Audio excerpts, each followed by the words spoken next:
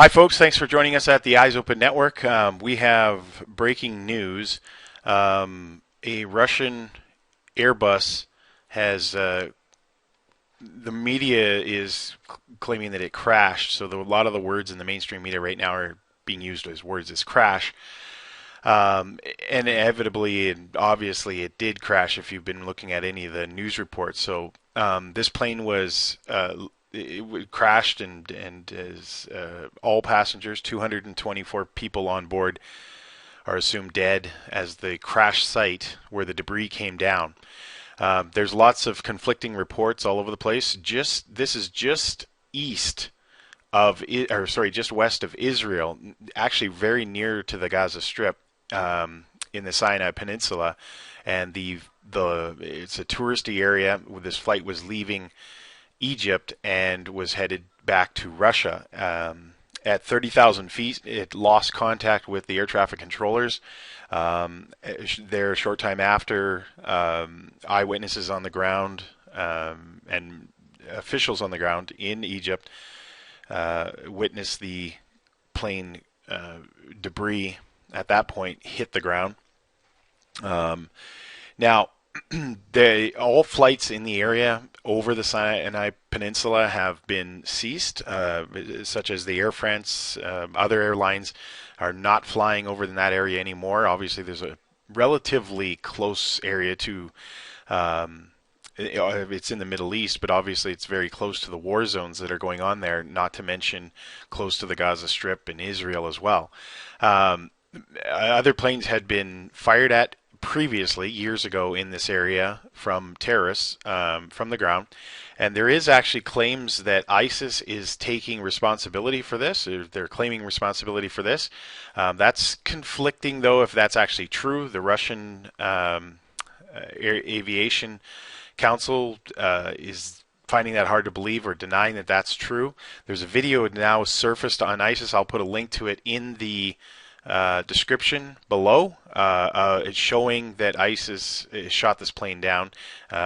It's now been confirmed that video has been faked, and there is no official report, as both black boxes from the plane have been found, but there's been no speculation of exactly what happened. Like I said, the mainstream media is reporting now that the plane has crashed. There was a distress call from the plane, from the pilot, prior to losing contact, and that was that they were requested an emergency landing based around technical issues.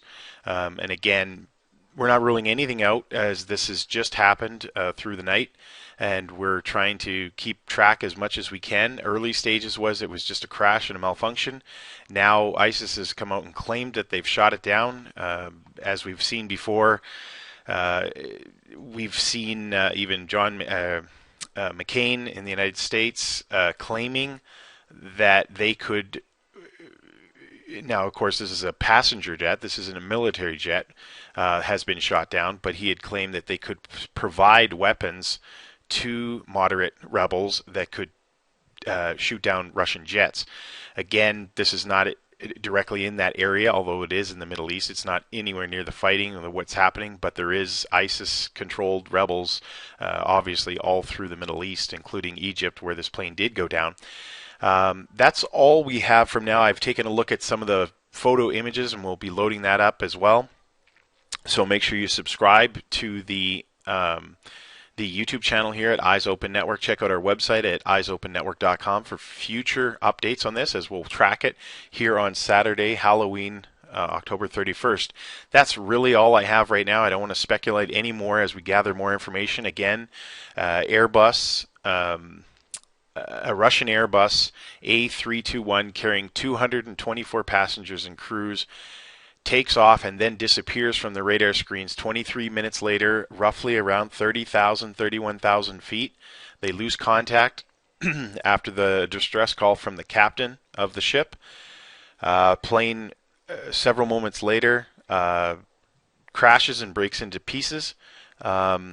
Aviation is halted in that area from all other passenger jets, including Air France.